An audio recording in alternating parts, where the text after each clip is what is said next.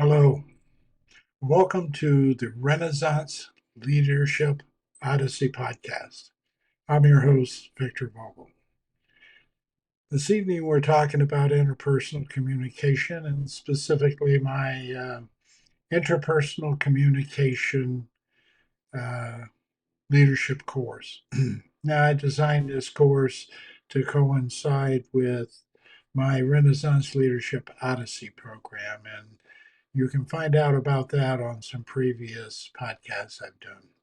This course, Interpersonal Communication Leadership Courses, one of three educational blocks of instruction that are sort of mandatory for all leaders who would be involved in the leadership paradigm shift that from what we're doing today to what I believe is a more effective leadership process and leadership development program.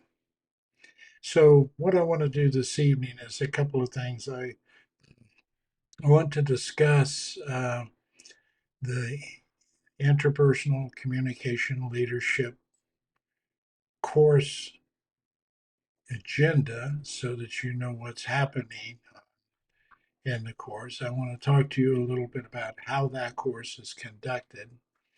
Then I want to explain how it kind of fits into the leadership, uh, Renaissance Leadership Odyssey, and also discuss a little bit about how I'm going to conduct the course and how that's going to be handled.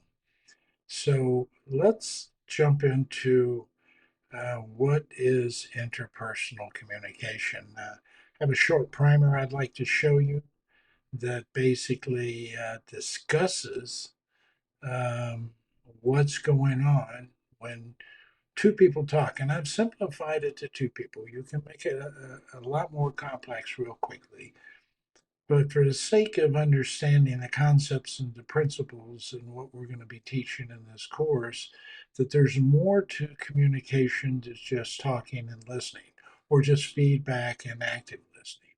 There's a process involved in communication. It's complex and it's fraught with a lot of barriers, and that's why we have a lot of conflicts, a lot of division, a lot of problems with people, a lot of misinformation, disinformation floating around, even propaganda. Uh, all of this can be as a result of having a poor interpersonal communication competency. So let me just play this primer for you for a second, and I'll see if I can get it up here on the screen. And we can get to where we can, let's see here. Right. Let's talk about the interpersonal communication model for just a minute. This normally begins with a person, and that person has a message that they want to send to somebody else. So now we'll soon have two people involved. But first, before we go there, this person's creating a message. And when they do, they're creating it using their own personal goals and values and belief systems. They then want to send this message and the meaning of it, and they want that person to understand this message on the other side via two channels, usually verbal and nonverbal communication. In this case, you can see we've sort of minimized the communication channels because we've cut out the nonverbal because we're using a telephone. So it's hard to read a nonverbal signal when you can't see it. You can hear some tone inflections, etc., but you don't see a lot of what you do if we were doing this on a video conference where you could see my video, for example. You wouldn't have eye contact and you wouldn't be able to see any kind of gestures they have. So she's already cut out a large portion of the potential message meaning by cutting out the nonverbal communication. But in this case, she didn't have any choice. He lives in Saudi Arabia. You can't just fly over there and sit down across the table and have a 30-minute conversation. So in this case, she chose the telephone. So that's what's going on here. And you have cut out some of that communication.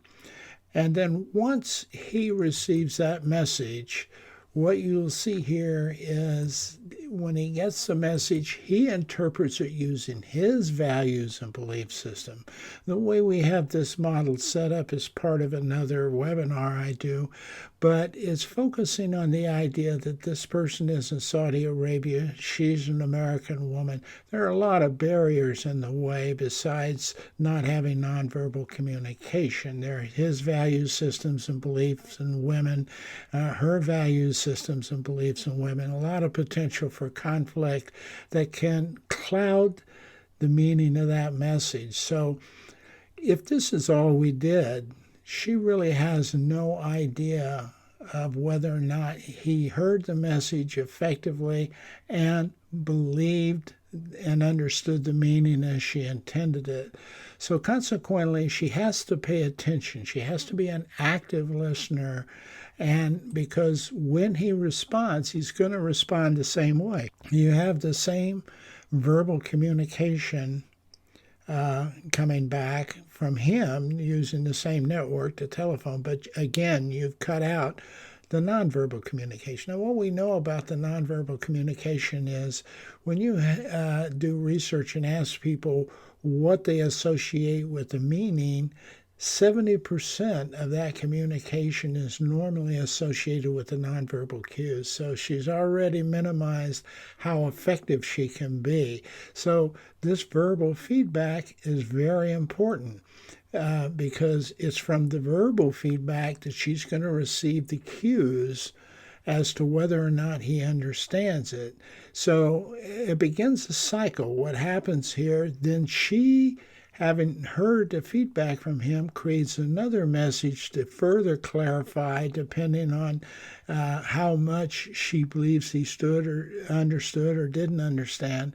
And she sends another signal, and this loop continues on as they develop the meaning together of that message, so it's very clear what they need to have happen. So this is the basic communication model that goes on every day with two people. And you can see there's a lot more complexity in this than most people are aware of. So you can see how complex communication really is, pretty much what I said there in this process. Um, there's more to communication, and unfortunately, we don't educate people to that. It's my personal belief this kind of development needs to be taken down into elementary school in certain degrees, and then gradually increased in complexity as you move through high school, so that all high school students come out with a good foundation in how to communicate effectively. In fact, college students are not even required to learn how to communicate effectively. And every career that you do out there where there is more than one person involved will be impacted by interpersonal communication. In fact, my axiom for interpersonal communication is if there's more than one person involved, everything begins and ends with interpersonal communication. So, how effective you are whatever job you're holding, but particularly with leaders, having an effective communication skill, the ability to have interpersonal communication as a tool, an effective tool to help you connect and build trust and to relate to your people, not just your direct reports, but your peers, your bosses, customers, clients, vendors, people you deal with outside of the company, your family, other associates, friends, church members, whatever that might be. How you communicate. Parent teacher meetings could use this a whole lot because it talks about how you can manage what you say and what you do to optimize your impact as a communicator.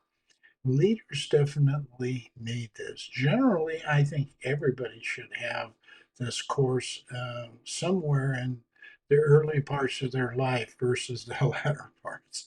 This is something I have not seen taught to this degree in any businesses and most management consulting programs that deal with leadership. It just doesn't seem to be something out there that everybody is doing.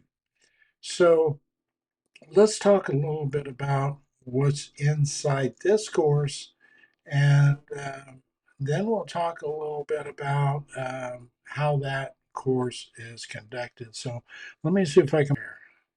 So this is what we should have been seeing the whole time. So to kind of begin, this is the book I wrote as a workbook to accompany the communication workshop or the communication course. The course is conducted over 12 weeks, and you will see that sort of corresponds with uh, the chapters in the book. So let's see. Right down here, you can switch this to single page, which might work better for a cell phone, and then you can enlarge it to see it better. So, chapter one is an introduction to the interpersonal communication course. What happens is the people are going to take two assessments before they come to this course. They'll be sent with the book, the information on how to get to the assessments. They'll then take those assessments, they'll look at them, they'll take a look at the data and the information from the assessments and try to draw some conclusions. They'll be prepared to share those conclusions with the rest of the class, which is going to consist of anywhere from 3 to 6 people in the class. We won't go run a class with less than three. We won't run a class with more than six. We may run more classes, but a single class, we're going to restrict to 6 people. Uh, then they will bring that information back, and we're going to talk about what interpersonal communication is about. They're going to find out about their communication style, and it's going to be, and the other one is sort of a perception of how they think their employees would respond to the survey they take, which then sort of gives them a self assessment, if you will, about their leadership communication style or effectiveness. One is about style, the other one's really about effectiveness. And then when we talk about those two instruments, what they're measuring, then they will then learn how to use that kind of information in the future to take a look at how they're communicating and how other people are communicating with them. So that's kind of the process. It's a team-based, highly interactive group. It's going to be run through eCam. We'll have 6 seats on screen, and those 6 seats really are filled based on how they sign in to the meeting that day. So, in addition, there's one other seat that's vacant in case we have a guest lecturer or someone who I feel might add some real color or interest to the discussion about this. Uh, that could be anywhere from a professor, expert in these areas to an employee. We're going to work through as we go through what seems right for the class. But so you'll get an introduction, you'll get a segment on conflict resolution, and that's typical. But we're going to go a little more in depth with it in terms of how to use your techniques to effectively resolve conflicts within your organization and what are some of the barriers. So, in addition to learning about it and how to do it effectively, we're going to talk about what are the things that seem to get in the way of you not using it like you should. And some of those are about you, the person, some about how you interface with other people or how they interface with you, and some about who constitutes that group that we're dealing with in conflict. There's nonverbal communication skills you're going to find anywhere from 70 to 90%. Most people say 90% out of the probably hundreds of team building sessions I've run a simple test on this kind of communication where I shake my head no, but I say the word yes, and then I ask them to tell me what I mean. And I'm getting somewhere between 75 and 80% of the people who respond to that because I've been tracking it or used to track it. I don't now, but I used to. And out of those really hundreds of people and I'm talking about maybe up close to 1,000 or more, uh, they about 85% of them say no when I shake my head no and say yes. So this is pretty indicative of how powerful nonverbal communication is. But we're going to go deeper into that. We're going to talk to you about the haptics of communication, which is about touch. We're going to talk to you about the chronemics of communication, which is about time. For example, are you considered about when you call a meeting? Is it convenient for you or convenient for your employees or convenient for remote workers? Uh, also, things like being late to meetings and things. All of that is also non are sending nonverbal signals that you may not be aware of as a leader, that your people are making judgment calls off of these nonverbal signals. You may not be saying anything, but showing up, not showing up to a meeting that you scheduled, or showing up late says something about who you are. So, building trust and credibility is a critical element. Obviously, this is what you shoot for. By trust, you're going to know you have trust when you realize your employees feel you're so competent, you're so compassionate, you're so easy to get to and talk to, and so reliable and consistent that they empower you to lead them. They provide you that authority, not the organization. They provide you that authority to lead them. That's a very, very powerful thing when you see it happen. It's absolutely fascinating. And you will begin to see employee engagement skyrocket. You'll begin to see employees satisfied with their job. You will see them being creative, innovative, trying to find out ways to make the company better so they can have not worry about their survival, rent, food, and those kinds of things, and also that the company is not going to be sold or shut down because of financial problems, because they're going to be working hard to make it successful for the company, and you will see leaders at the top reward them for those efforts. So that's a very powerful, very exciting, and pleasurable thing to see, particularly if you're a consultant, you worked on a project like that, and it turns around.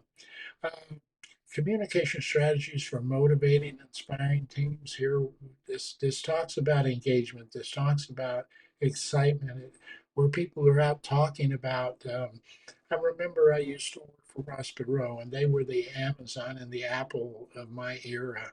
Everybody wanted to work for them and at EDS. And I got to work for them. And it was a pleasure telling people I was working for that company. And I got a great deal of respect and a great deal of credibility about working for that company. We've kind of lost that. We've kind of lost that.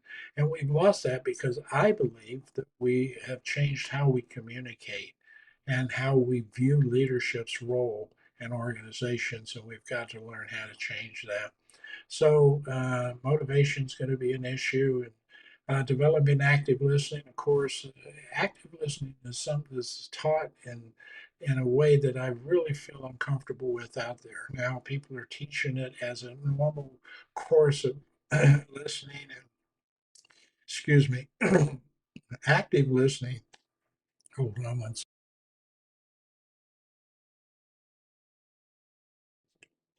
Excuse me. Active listening is not your normal listening pattern. Active listening is really intense listening. And so if you try to listen actively to every employee you have, you would be going nuts by the end of the day. Probably wouldn't make it back to work. You'd be so drained. So you need to understand active listening, where it is in that primer scope that we talked about. Because if you're doing things right, you won't be doing a lot of active listening. You'll be doing more just standard listening or hearing what people say. Now, Uh, there's all kinds of ways to increase that at different scale levels.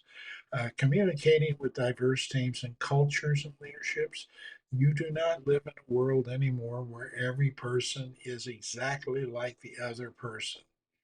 Um, I remember a commercial that back in the 70s, maybe it was even in the 60s, where everybody on the street had the same car, the same, they dressed the same, they came out at the same hour. I don't know what it was. It was some kind of soap commercial or something, but everybody was exactly the same. We don't live in that world. It's not that world. It's not going to be that world. It wasn't that world then, really, but it's definitely not that world now, and it's not going to go back to that world or that never was really. So you have to learn about diversity. You have to learn about culture. You have to understand your people, and that's where emotional intelligence comes into play. Part of that education, simultaneously as you're doing interpersonal communication, you're going to be learning about yourself psychologically, and you're going to be learning about how to connect with other people effectively and emotional intelligence. And communication is a vehicle that makes both of those work well. So uh, developing or communicating with diverse teams and understanding cultures and roles. This is where we're going to talk about the communication continuum, where there's impersonal communication to personal communication, and the need at some points and times as a leader to accelerate when you first meet somebody. It takes a little time for them to get to know you, and you have casual conversation over time. They begin to ask more and more personal questions, and you move down that continuum to the personal level. You most likely will not get to the intimate level with the vast majority of your employees, but it's not been unheard of. Um, when people will confess some stuff that they really would not normally confess to other people because they trust their leader so much. And that's a burden that you might not want to take on, but you will most likely be coped with as you become more trustworthy. So, using feedback and constructive criticism in leadership communication is important. I think this is an area that we need to talk about on an ongoing basis that helps us uh, understand how to effectively give critique and help people. I tell a story here when I talk about this with most people, so I'll just share it here. Um, I had a vice president that I was working with who was seen by his people as very authoritarian. Uh, he basically, uh, we'll come back to that in a second. Well, he basically was somebody who the people thought were, direct, authoritarian, just everything you really are uncomfortable with a leader. And consequently, he got very poor performance reviews on relationships and people in leadership. Also, the people were not optimizing their work in terms of their workforce. So I was asked to come in and help take a look at that. I spent some time with this leader, and then I did the traditional assessments that I do when I go in, and I came back and sat down and talked with a lot of the employees to validate the assessment, and of course they correlated. And so I knew that what this person was going to hear was not going to be very comfortable for him, and that he in fact would probably try to resist it. I could tell that he wasn't excited I was there to start with. So I had to figure out a way to get to him that was not traditional and just sitting down and saying, look, let me talk to you about interpersonal communication. That wasn't going to work. That just was not going to work. You could tell from the barriers. So you have to, on the fly, these are things that are not taught in your course, in your class, in your books. You won't read about these. Even in case studies, they're normally not brought up this way. So I was trying to figure out what in the world I could do. So I thought I have to get a little closer to this person um, in terms of getting him to accept me or let him into a more personal discussion about him and what he does. And so I decided to use a concept that we tend to apply when we're trying to move communication a little faster down the continuum, and that's reciprocity. So I said, how about joining me for lunch one day? And he said, yeah. And I said, I just, you know, I am really kind of baffled. And to be honest with you, I'm kind of wondering what in the world's going on because it doesn't there seems to be something that's off. And I know I went through this once before in my career early on, and people were afraid to tell me what they thought, and consequently I really almost found myself in the wrong basket when it comes to the employment opportunity. um, and somebody got to me and was able to help me see some things. I said, so what are you interested in? Of course, then it became immediately apparent to me that he was very heavily into his church. He was a Christian. And I said, well, that's interesting. You know, I haven't been to church in a couple of weeks since I've been gone. And he said, well, why don't you come join me? That was my that was my end. That allowed me to get in the door. Uh, and I said, great, I think I'd love to do that. And so I went to church and I met some of his people. He introduced them to me. I sat through a couple of his Bible classes one on a Sunday and one on a Wednesday evening he was teaching. And he was a totally different person out there. And he enjoyed that so much, that interaction, he invited me to dinner with his family. And I went. I met his children and his wife. And we're talking about a totally 180-degree picture of how people thought about him in his personal life versus his work life. So I'm going, okay, I'm beginning to see what the issue is here. So the next time we met, we were in a meeting conference room, and I said, I need some coffee. Come on, let's go to the coffee room. So we got out from behind the table where he was sitting at the front of the table, and we went to the break room area where it was round. I said, "Have a seat. I'm interested. You know, I'm kind of interested in what you think are the issues here." And he goes, well, you know, these people just need to buckle down and nail down. I said, but some of them have some issues out there. You know, are you aware of those? He goes, look, you need to keep personal life out of business. So I just tell them you know, I can't cope with that. They have to manage that. They're grown adults, and they know what's expected of them. It's clear what's expected of them. I just want them to do that. And there was the problem. There was the problem because that is a 1970s, 50s, and 60s in some cases approach to how leaders ought to lead. It's not something that's realistic, never has been.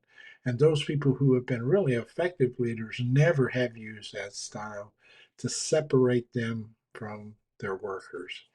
So this tends to be something that is pretty prevalent out there in the world. It was prevalent for him. So I was going, well, I can't just approach him directly because I know he's going to start arguing. I mean, he's resistant already, but if I tell him that he's authoritarian, and if you looked at this literature and everything, you would see you're going down the wrong path. He's just going to fight that and ignore that because he's already defensive that I'm in there trying to help. So I said, I have to take a different tack. Well, it was interesting. It struck me one evening while I was going through that. I had a program on my computer where I could look up words and verses and get their meanings in the original Greek and Hebrew and Arabic. So I literally reworked or I didn't rework, I looked up exhortation, discipline, uh, and let's see, there was one exhortation and discipline and correction. Okay. And I looked those up in the Bible, and interestingly enough, they came into three very distinct categories. One was you as a person need to want that. You need to desire that so you can feel good about doing the right thing in the right way. And when you're going down the wrong path, you want somebody to help you correct it. And so you want to do that. The next category was as a boss or leader, someone who's in charge of whether it's a father or leader or whatever, someone who's in charge of others. You have an obligation, if you care about that person, to help them and provide them what they're doing wrong so that they can correct it and stop doing it wrong and and enjoy doing it correctly. So those two things were distinct categories. You could look them up and look at it. And so I drew a Venn diagram and I kind of connected the two because that place in the middle where they meet, you would have a boss who felt the need to tell somebody they were wrong was important and they wanted to do it. And you had an employee who felt that they needed to be told when things were wrong. And so please do it. That's that middle section, and it just made for a really nice, comfortable area to be in. And then I drew a big circle around it because the third category, I wrote in there grace. Encompassing all of that is how you do that. And that was with caring and concern and love and a lot of the words that are in the fruit of the Spirit found in Galatians about how you should treat people and how you shouldn't from the verses in front of that. Okay. So it's a good counterbalance. It's a good way to see how you should be dealing with people in order to treat them respectfully and properly and with dignity and encourage them. And this speaks also to that category we talked about inspiring and motivating. So I drew those circles around, that big circle around there, and I picked that up and I put some of the verses, I didn't put them in the biblical sense. I paraphrased them and I wrote them in each circle just to have some examples. And so there's some examples of grace, some examples of leaders and what they should say, and there's some examples of the person saying, "I need to do this." I mean, these are verses that are in the Bible, so I just paraphrased them. And so I took that and I made it into a Venn diagram and printed it out. I thought this is early 1980. Um, and I went in and I said, I stumbled across something last night. I'd like you to look at it and tell me what you think about it. He goes, well, sure. So if I can help, sure. And I'm like, oh boy, he's asking me if I need want this. So I put something on the table in front of him and I said, what do you think about that? What's that say to you? And he looked at it, and he said, wow, so this says the leader should really want to tell somebody when they're doing something wrong. Yeah. I said, you're right. I said, but look at the other side. He says, well, this says an employee should want to hear that. I said, yeah, don't you think that kind of makes sense? He goes, well, yeah, it does. It really does. I could see where that would work. And I said, that little section in the middle would be a real sweet spot, wouldn't it? That'd be really nice if both people agreed that that needs to happen. He goes, yeah. And I said, well, what's that big circle around there? And he goes, well, that's grace. And I said, yeah, that's how you do it. So the phrases in there that you use are things like caring. I'm concerned and I want to help you and I want you to be the best you can be. All those kinds of things, right? He goes, wow, this is fascinating. I never saw this put this way before. Where did you get this? What books you get this out of? And I said, well, it's probably one that's pretty popular. And he says, well, I want you to write it right down right now. I want to order it. Well, we didn't have Amazon during that day, so he had to go to the bookstore to find it. And he was going to go to the bookstore to look for it that evening. And I said, I don't think it's really necessary. And he goes, why? And I said, well, you already own that book, I think. And he goes, no, I've never seen this. And I said, yeah, maybe not that way, but you've seen it and you know about it and you're pretty knowledgeable about it. He goes, what do you mean? And I walked over to his shelf. He had a bookshelf in his office. And I pulled the Bible out and I put it on the desk. I says, everything on that Venn diagram I pulled out of this Bible. I just paraphrased it. He went, oh my God. It struck him. I said, you live by this Bible at home and with your friends. I've seen you in the backyard critique and help and counsel somebody about what they need to do better. And you did it using this model. And they wanted to hear it from you because they trust your judgment about what you were saying because of who you are. I said, do you think your people like you? And he goes, I'm not too sure about that. And I said, they really do. Because they also know about you. Many of them know about you in your personal life because they live in the same community as you do. They go to the same church you do. They attend some of your Bible classes. They see you in that light. Yet when you come to work, they don't see you in that light. Why? Why do you have to be different? Well, because I said, why? I understand you're saying separate personal from work, but can you really do that in reality? Does that really make sense? And that turned that whole situation around.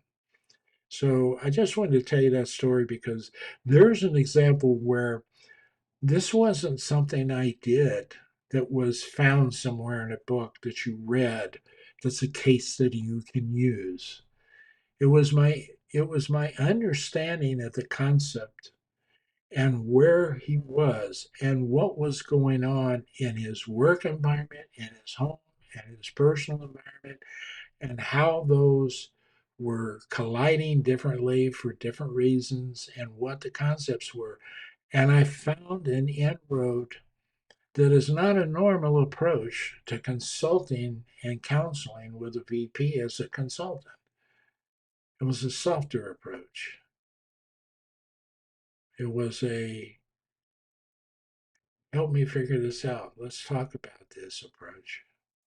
And I do that very often with people just so they can begin to enlighten themselves. And that's the exciting part about having the knowledge to do this kind of stuff. So, but it's also examples I can use, and these people will bring to class their examples of how they think they can do this. So we talk through these things, and I can provide them with the kinds of things that they haven't experienced yet and they haven't read about that I experienced that helped me be able to convert something that was extremely difficult, going to be very tough to do, could have taken a lot more time and a lot more hours, simply happened with a brief discussion. And his whole attitude changed overnight. And within a week, I was out of there. And he ended up being a highly successful VP. So let's go back to the uh, I needed to go back into here. So here are the last two chapters, uh, communicating with difficult personalities and leadership roles. And this is an example of a difficult personality. And sometimes you have to muster everything you've got and try something extremely unusual and unique to break through. And to do that, you have to know who you are. You have to be very cognizant about how you know who you are and how to use yourself effectively to connect with other people through those emotional intelligent realms and using effective communication techniques to support and do that. So that's the point I was trying to make. These are the kinds of things we're going to be talking about for over 20 hours over 12 weeks, plus any of the counseling that they come and ask for on the side. Some people may struggle more than others with when we're talking about how do you transfer things in there. They may have a tougher environment that they have to work with, or they may not be grasping what we're saying, but they don't want to discuss it with the other group. They want to talk to me personally about it, and that is something I will be available to do for them as long as they're in the course and they're attending and making an effort. So the last thing they do is they take these discussions we have and they take how uh, the course, the elements of this chapter about how to transfer things back into your organization, and we begin to build a strategy uh, that the team will build that would be impactful for one of the most difficult scenarios you could put something into, because then it becomes easier after that.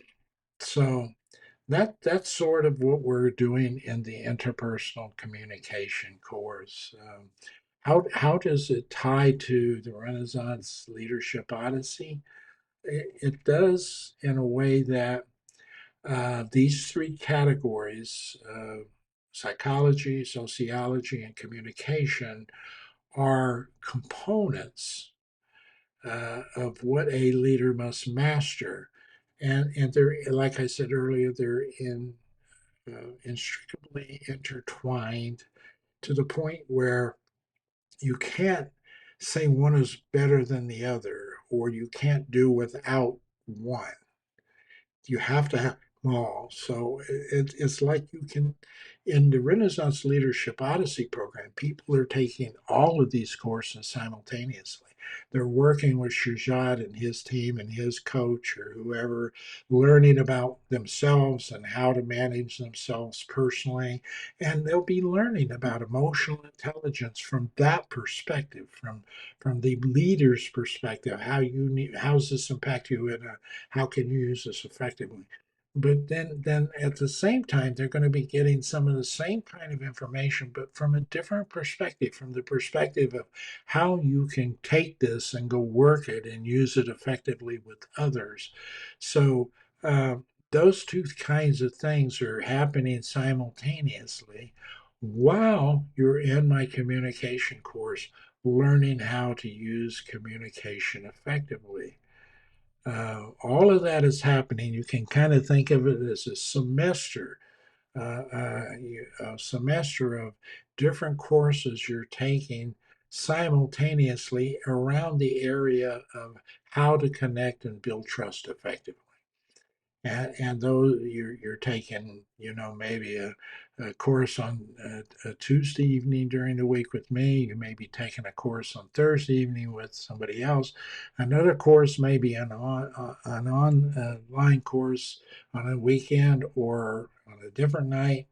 And for 6 to 12, for the 6 weeks, you're going to have a whole lot of courses going because their courses last 6 or 7 weeks, but they have follow-up programs that you need to be involved in. They're also related to a group environment.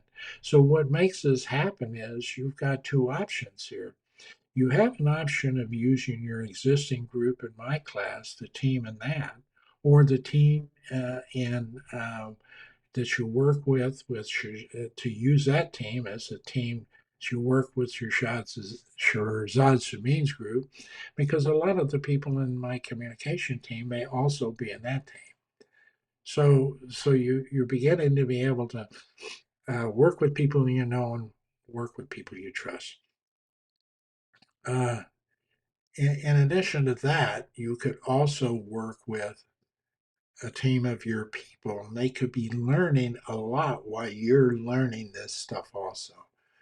Um, in the structure of the process, I often recommend that we create at different levels in the organization, different leadership levels, different employee levels, what I call heterogeneous teams. So you would have a team from operations, someone from operations, marketing, finance, legal, communications, HR, all of the various functions. Some of them support each other, some of them don't, but they all affect each other.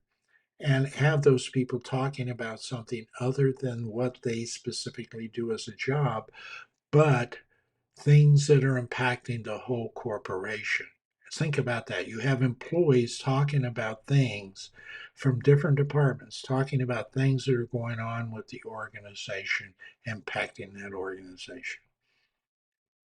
That's important. That's critical kind of communication that can make a significant difference about engagement and commitment and motivation and inspiration and the sense of value that we're currently, we can turn that 30% into an 80% figure, where they're highly engaged and highly satisfied.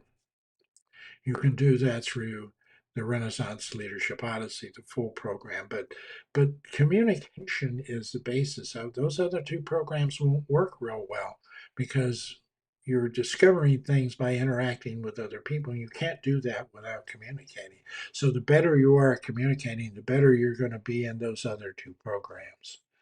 And so more you know about those other two programs, the more you're going to know about the importance of communication. I liken it again to the trilogy because it is challenging to explain why it's important, but it is so absolutely powerful and persuasive about how important it is to have competencies at all of these levels at the same time. They just add to your capacity to become an effective leader. And your people see this. And if you think about it, the vast majority of organizations out there, including small businesses, are not leaders. They're not entrepreneurs, they're not CEOs, they're not leaders in any way. They're employees. They want to be led. Their desire is not necessarily to be a restaurant owner or to be a leader. They may have different goals in their lives. They may be totally satisfied being a waitress for the rest of their life and having a calm family life out of that. So these are things that leaders are missing, in my opinion. And it's showing in surveys. It shows in that hundreds of people I talked to over 6 years, maybe closer to 1,000 or more, uh, every time I sat down and had a conversation at a lounge or bar or a restaurant, a park bench, uh, and I could crank up a conversation and somehow get into asking them where they work and how they felt about their work. Everything I was finding out was correlating so heavily with all the data these research companies were collecting over years, over decades, the same consistent data. No switching, except for just those what you call best practices companies come out ahead. But then when you try to look at the best practices, ask them what they're doing, um, it's difficult for those people because those people somehow had the support system for them to grasp the kinds of things we're teaching and they're implementing in their organization. The vast majority of people don't have that in the leadership realm. So we could bring it to them, but we have to bring it to them so that all three of these concepts are united and everybody's committed to learning them and applying them effectively and seeing the fruits of their work, watching it grow, watching themselves grow. It's not going to happen in a 1 week course, a 4 hour course, a 1 hour course. On a consistent basis. It's not going to happen with 1 hour of therapy all the time. It requires all of that connected education that you're doing there with the work environment and an environment where people are supportive of each other and helping them see and grow with what they're learning. So you have to change your organization. You have to change the role and how you look at your organization, the role of leadership in your organization. And then you have to understand the power of these three pillars of strength that support a strong leader who is compassionate, kind, considerate, competent, effective in getting things done, and his team empowering him to lead. That is the key figure. All right, so that kind of talks about the interpersonal communication program. You can find that on my YouTube. I am primarily focusing my work in YouTube with the YouTube channel, Building Renaissance Leaders. All my podcasts will be there. There's a series of podcasts that are just the Renaissance Leadership Program. Uh, Podcast things that are important that you know, additional things besides these three areas that you need to know as a leader to be effective. There are guest podcasts where people who are expert in some of these areas and people talk about leadership, what they need, what the issues are they're dealing with. It kind of depends. Sometimes I'll be talking to employees, sometimes I'll be talking to CEOs, maybe sometimes I'll be talking to professors, whatever the guest is. It can contribute to effectively what we need to do to change leadership. So there's will be a series of those podcasts on coming up. I'm trying to schedule some people.